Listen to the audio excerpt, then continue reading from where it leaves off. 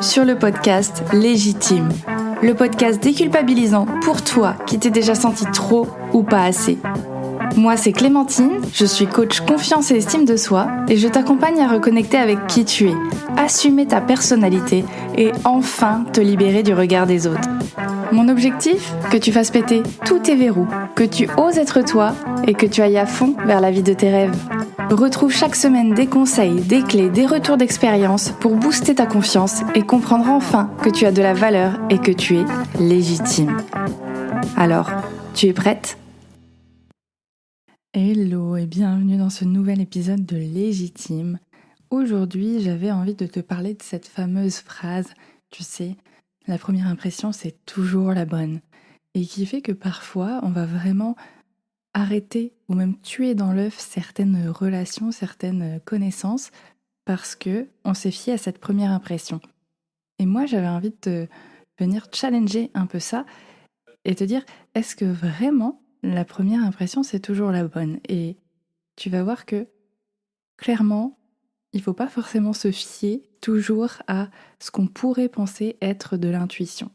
Si le podcast te plaît, je t'invite vraiment à laisser une note et ou un avis sur Apple Podcast. Ça me fera très très plaisir et surtout ça aidera à faire connaître le podcast et créer toujours plus de déclics.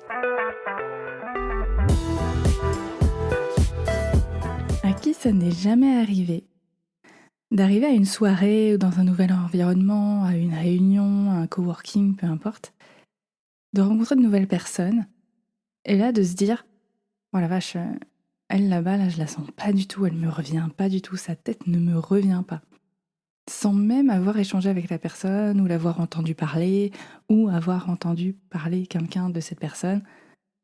Bref, tout de suite, t'as cet avis sur cette personne-là. Ou au contraire, repérer quelqu'un dans la foule ou dans une soirée toujours et se dire avec certitude « Non mais elle, ça se voit qu'elle a trop confiance en elle, elle a l'air trop sympa, elle a l'air vachement sûre d'elle, c'est impressionnant. » À qui c'est jamais arrivé aussi de regarder un film et de se dire « Ouais, lui clairement, il a bien une tête de méchant, ça lui va trop bien comme rôle. » Personnellement, ça m'arrive très très régulièrement, dont une fois qui m'a vraiment marquée et pour laquelle ma première impression était totalement fausse. C'était il y a quelques années maintenant, j'étais encore dans le tourisme et on commençait à recruter de nouvelles personnes pour la saison estivale. Il me semble qu'il y avait 3 recrutements et pour 1 ou 2 personnes, il y avait un CDI à la clé, donc c'était assez important, à la fin de la saison. Donc en gros, tout le monde ne l'aurait pas. Il y a une des nouvelles arrivées qui me parlait très très souvent, elle me posait pas mal de questions, mais à chaque fois c'était toujours très porté sur « Est-ce que tu te plais dans ce poste ? Est-ce que tu as de la famille dans le coin ?» À l'époque, tu vois, j'étais en couple avec quelqu'un qui n'était pas du tout dans la même région que moi, et elle me demandait souvent « Comment vous allez faire pour gérer ça ? Ça va pas poser problème ?» Et plus elle me posait les questions, plus j'avais cette impression bizarre qu'elle voulait me voler mon poste. Alors, elle pouvait pas techniquement me voler mon poste parce que moi j'étais déjà en CDI, donc c'était pas vraiment ça le truc, mais en fait, elle avait l'air vachement... Elle essayait de me tester. J'avais l'impression qu'elle essayait vraiment de me tester, de voir si j'avais envie de rester, pour voir en fait s'il n'y a pas un poste en CDI qui allait justement se libérer, et comme ça, toutes les saisonnières auraient un CDI à la clé. Je pense qu'à cette époque-là, je l'ai vraiment interprété comme ça en fonction de son comportement et des questions qu'elle me posait. Je ne saurais pas vraiment te l'expliquer, mais vraiment c'était un ressenti, c'était pas très agréable, quoi. Il y avait vraiment quelque chose qui me gênait. Bon, finalement, la saison, elle s'est très bien passée. Tous les CDD, finalement, ont été transformés en CDI. Et avec cette fille-là, en plus, on s'est vraiment beaucoup rapprochés, on est devenus amis, on a fait pas mal de sorties ensemble, on a beaucoup échangé sur d'autres sujets que le CDI ou le poste en question. Et vraiment, maintenant, c'est une de mes meilleures amies. Quelques temps plus tard, je lui ai parlé de cette fameuse première impression que j'avais eue à son sujet, et elle était choquée, mais vraiment choquée, parce que pour elle, c'était vraiment pas l'idée de pourvu qu'un poste se libère, pourvu qu'elle quitte son job pour aller rejoindre son mec ou quoi que ce soit. En fait, pour elle, c'est juste qu'elle savait juste pas comment entamer la conversation, et donc elle commençait toujours ses conversations par ce qu'elle connaissait. Donc le boulot qu'on partageait, les conditions de travail, les relations, et si c'était pas trop dur finalement de vivre une relation à distance. Finalement, c'était juste de l'empathie qu'elle avait envers moi. Et on a bien rigolé, en se rendant compte que je m'étais fait une impression qui était vraiment à l'opposé de ce qu'elle souhaitait pour moi, de ce qu'elle voulait dégager, etc. Et puis je te dis ça, cette amitié, elle dure depuis 7 ans. Donc c'est pas quelque chose où finalement, quelques temps plus tard, tu te rends compte que ta première impression était la bonne et que t'avais raison et que finalement c'était une sale fourbe ou quoi que ce soit. Vraiment pas. Si jamais tu m'écoutes, promis, je pense pas ça, je t'adore et je suis très contente de pas m'être fiée à cette première impression. Donc là, tu me diras, peut-être que c'était l'exception qui confirme la règle. Peut-être que là, mon intuition, elle a bugué, elle a eu un bug dans la matrice, mais sinon, en général, la première impression, c'est toujours la bonne. Et je te répondrai que peut-être en effet que parfois c'est bien le cas, que parfois la première impression est vraiment la bonne, parce que sinon cette phrase n'existerait même pas. Mais je t'inviterai à faire attention à une chose essentielle, et c'est de ça dont j'ai envie de te parler aujourd'hui. Elle vient d'où, en fait, cette première impression ? J'en parle très souvent, mais ton cerveau, il traite des milliers d'informations par jour. Entre ce qu'il voit, ce qu'il entend, ce qu'il sent, ce qu'il ressent, ce qu'il goûte. Bref, tous tes sens. Et pour son bien-être et le tien, il est indispensable qu'il fasse du tri. Sinon, imagine si tu avais la même attention pour chaque bruit qui t'entoure, chaque odeur, chaque image. Tu verrais tout et rien à la fois en fait. Tu serais submergé, un peu comme dans les films où les gens ils captent toutes les pensées des gens autour d'eux et que ça crée juste un énorme capharnaüm et t'as ta tête qui va exploser tellement il y a du bruit, il y a d'informations. Donc, pour éviter que tu deviennes complètement folle, ton cerveau il fait du tri. Et pour faire ce tri-là, il faut bien qu'il se base sur certains critères en particulier. C'est comme quand tu fais le tri de ton dressing ou que tu as envie de vider quelques placards. En fonction de certains critères, genre s'il y a des vêtements avec des trous, on les connaît, les chaussettes presque trouées qu'on garde beaucoup trop longtemps parce que bon, elles peuvent encore servir. Ou si ton vêtement est trop petit, tu vas choisir de garder les vêtements ou pas.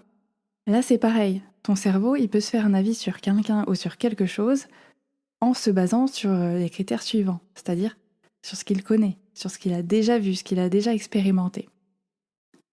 Et le niveau d'importance qu'il va donner à ces critères va dépendre de l'émotion associée à la situation. Parce que pour le petit côté neurosciences, dans notre cerveau, il y a un lien très étroit entre le centre de gestion des émotions et le centre de la mémoire. Ce qui fait que, contrairement à ce que certains pourraient penser, les émotions, elles aident énormément dans le processus de décision. Je te dirais même qu'elles sont indispensables. Sans émotion, parce que tu essayes de t'en couper ou alors suite à des maladies, tu vas avoir énormément de mal à prendre des décisions, même pour une question qui pourrait être aussi simple et bête que tu veux du thé ou du café. Parce qu'en fait, tes souvenirs sont liés aux émotions. Et il n'y a qu'à voir, je pense qu'il y a certains films dont tu te souviens très très bien, parce qu'ils t'ont touché, parce qu'ils t'ont fait rire, parce qu'ils t'ont peut-être mis en colère, ou alors ils t'ont fortement ennuyé, et ça t'a marqué. Et il y a d'autres films qui, eux, tu les as vus, mais vraiment, ça n'a pas laissé de souvenirs impérissables. Et tu seras incapable de te rappeler ce qui se passait dans le film, tu seras incapable même peut-être de te rappeler que tu l'as vu, ce film, parce que t'as pas eu d'émotion associée à cet événement. Là, si je te laisse réfléchir 5 minutes aux souvenirs que tu as, peu importe sur quel domaine, à quel âge, à quelle période, il y a de fortes chances que tu arrives à relier ce souvenir à une émotion en particulier. Donc, je referme cette parenthèse, mais ton cerveau, pour se faire un avis, il va se connecter à ses petites archives personnelles, aux souvenirs qu'il a de certains événements, de certaines situations, de certaines personnes. Et lorsqu'il va trouver des similarités avec des expériences passées, il va s'y accrocher telle une moule à son rocher. Et ensuite, il va donner un avis biaisé sur ce qu'il découvre. Biaisé parce qu'il va se focus uniquement sur une partie des informations. Et encore une fois, c'est pour un souci de clarté et éviter de virer complètement taré. Par exemple, il va peut-être se focus sur un trait physique. Depuis toujours, on nous donne une image bien claire de ce que c'est un méchant dans un film ou dans un dessin animé. Et ça nous conditionne à réagir négativement ou en tout cas avec méfiance avec des personnes qui auraient ce genre de trait. Tu vois, il n'y a qu'à prendre l'acteur dans Game of Thrones qui faisait le prince, là, tueur, qui était totalement infect et qui voulait tuer tout le monde. Lui, dans la vraie vie, il s'est pris des insultes et des rafales de haine parce que les gens l'ont associé à ce personnage, à ce comportement infect, tueur, etc. Idem pour les gentils, on va avoir tendance à se faire une image de ce qu'est un gentil, dans un film, en série, dans la vraie vie. Sauf que, comme tu as pu le voir sur des séries sur les tueurs en série, ce sont clairement des personnes à qui on donnerait le bon Dieu sans confession, et pourtant derrière elles font des trucs pas très recommandables. Donc déjà, tu vois qu'il y a une méfiance à avoir sur l'image, sur les perceptions que tu peux avoir des choses. Ton cerveau, il va aussi se focus peut-être sur une façon de parler, un certain vocabulaire, un accent en particulier, des comportements similaires aussi. Imagine ton ex qui répondait pas à tes messages parce qu'il était en train de te tromper. Si ton nouveau mec ou ta nouvelle meuf répond pas à tes messages, tu vas tout de suite, il est fort possible que tu relis ce comportement à tiens, bah voilà, il est en train de me tromper lui aussi. Alors que peut-être pas, peut-être qu'il est juste occupé ou qu'il est pas très téléphone, ça c'est autre chose. Mais ton cerveau, il va relier le comportement qui est assez similaire à ce que tu connaissais déjà, à la même finalité. En fait, ces façons de trier les infos, on les appelle souvent des biais cognitifs. Il y en a des centaines que je ne vais pas te citer ici, mais les plus... c'est pas les plus connus, mais ceux que j'ai envie de te citer aujourd'hui, ça va être la généralisation, la distorsion et la sélection. La généralisation, ça va être justement un petit peu ce que je te disais là. Un mec qui répond pas au téléphone, qui répond pas à ses messages pendant des heures, c'est forcément qu'il te trompe. Les femmes au volant égale danger, c'est de la généralisation. La distorsion, ça va être de vouloir faire entrer des carrés dans des ronds. Donc c'est-à-dire que même si il y a quelque chose qui te prouve, par exemple, tu vois une femme au volant qui conduit très très bien, tu vas réussir à dire « Ouais, mais regarde, là, elle a pas regardé dans son rétroviseur. » Tout ça pour venir justifier que, quoi qu'il arrive, les femmes au volant, c'est dangereux. Et la sélection, ce serait « Il y a moins d'accidents de la route créés par des femmes. » Et de dire « Ok, mais ils disent juste il y a moins. » Ça veut dire qu'il y a quand même pas mal d'accidents de la route qui sont faits par des femmes. Tu vois, tu retires l'information en fait qui te convient, qui t'arrange bien.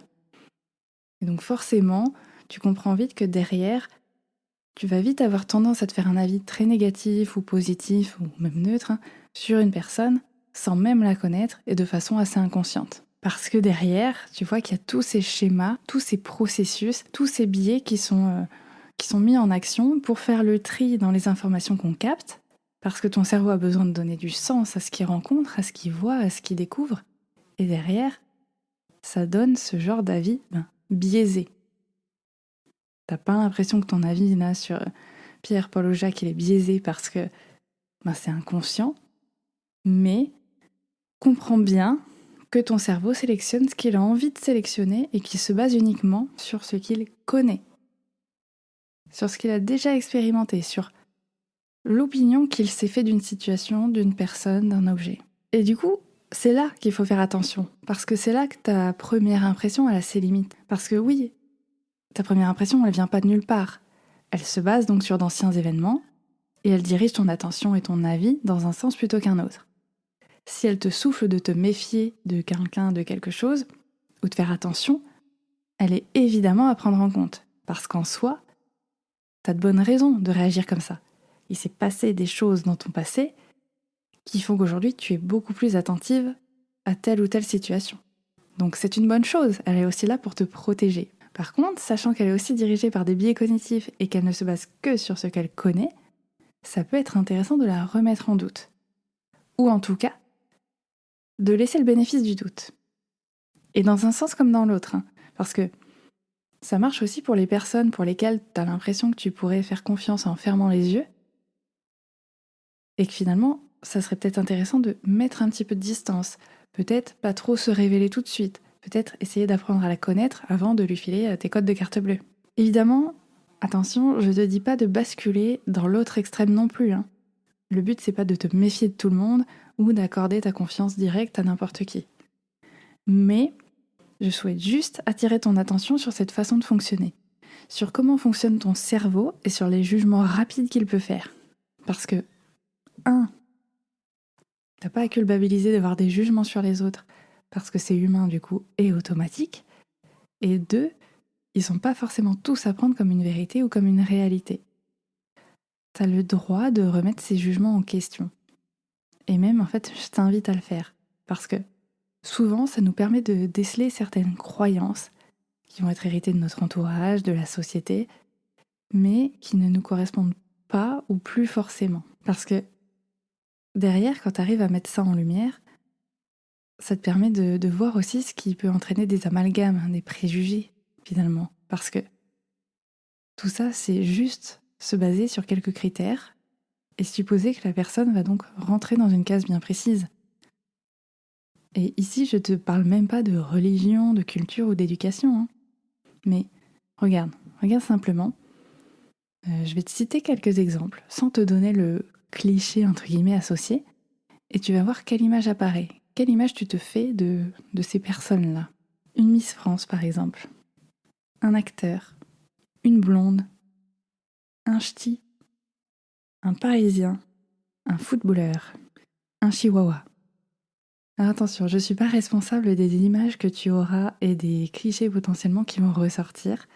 C'est juste un petit jeu pour que tu te rendes compte quelle image tu as de ces personnes-là. On est bien d'accord que les clichés en soi, ils sortent pas de nulle part non plus, mais rends-toi compte que potentiellement, quand tu vas rencontrer ce type de personnes ou d'autres, hein, là c'était que des exemples, mais tu vas avoir un a priori, positif ou négatif, hein, mais tu vas avoir un a priori. Par exemple, le chihuahua, je te redonne l'exemple parce que je l'avais mis sur Instagram. J'ai eu beaucoup de réactions par rapport à ce qu'était un chihuahua et ça tournait beaucoup autour du côté agressif, du côté un petit peu, on m'a dit, petite crotte qui gueule pour ne rien dire. Et ça, tu vois, finalement, c'est un préjugé. Ça, c'est une image qu'on s'est créée du chihuahua parce que oui, il y a beaucoup de petits chiens qui ont ce caractère-là, qui ont cette façon de se comporter, mais il y a aussi probablement beaucoup de petits chiens qui ne le font pas. Mais dans l'imaginaire collectif, on va tout de suite avoir cette image-là. Notre première impression quand on va rencontrer un de ces petits chiens, ça va être de se dire « Oh non, punaise, encore un qui va se mettre à gueuler ». Tu vois ce que je veux dire ? Et c'est pas forcément une réaction qui est justifiée. Mais voilà, je t'invite vraiment à te questionner sur tous ces clichés, ces préjugés, ces a priori que tu peux avoir, de te questionner sur d'où ils viennent et de te challenger à dissocier ces généralités. De te demander, est-ce qu'il n'est pas déjà arrivé que je rencontre un Parisien super sympa et agréable ? Si jamais il y a des Parisiens qui m'écoutent, je vous rassure, je veux pas rentrer dans le cliché, j'en ai connu beaucoup, je veux vraiment pas stigmatiser, c'est juste pour les exemples. Mais questionne-toi en fait, d'où vient cette image ? Est-ce que tu peux pas mettre un peu de doute sur ce cliché ?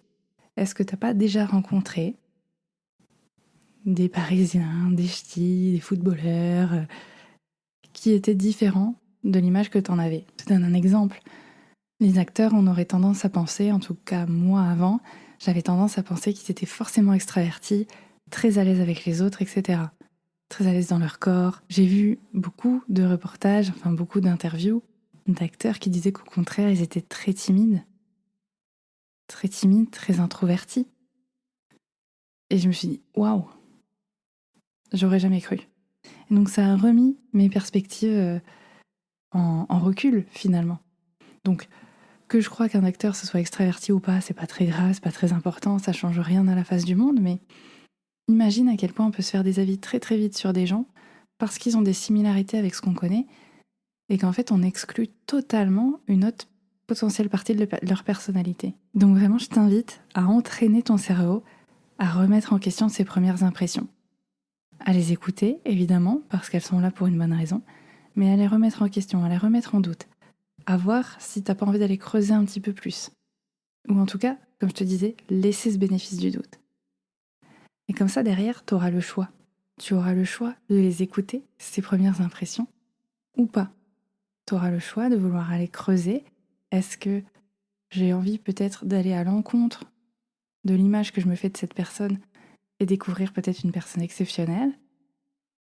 Ou inversement, est-ce que je vais faire attention et me méfier un petit peu de cette personne qui me donne un peu trop confiance, mais qui peut-être a des mauvaises intentions derrière.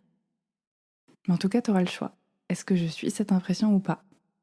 Mais tu auras repris la maîtrise de ce que tu penses, de ce que tu ressens, et tu auras montré à ton cerveau que il y a peut-être d'autres façons de voir, d'autres façons de penser, d'autres façons de percevoir le monde.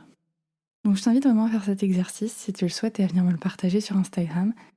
Qu'est-ce que t'es venu peut-être remettre en question, remettre en doute? Et ça me fera trop plaisir de te lire et voir un petit peu les clichés qu'on peut avoir sur tout et n'importe quoi. Je vais terminer cet épisode ici. Je te souhaite une très bonne journée, après-midi, soirée, et à bientôt sur Légitime.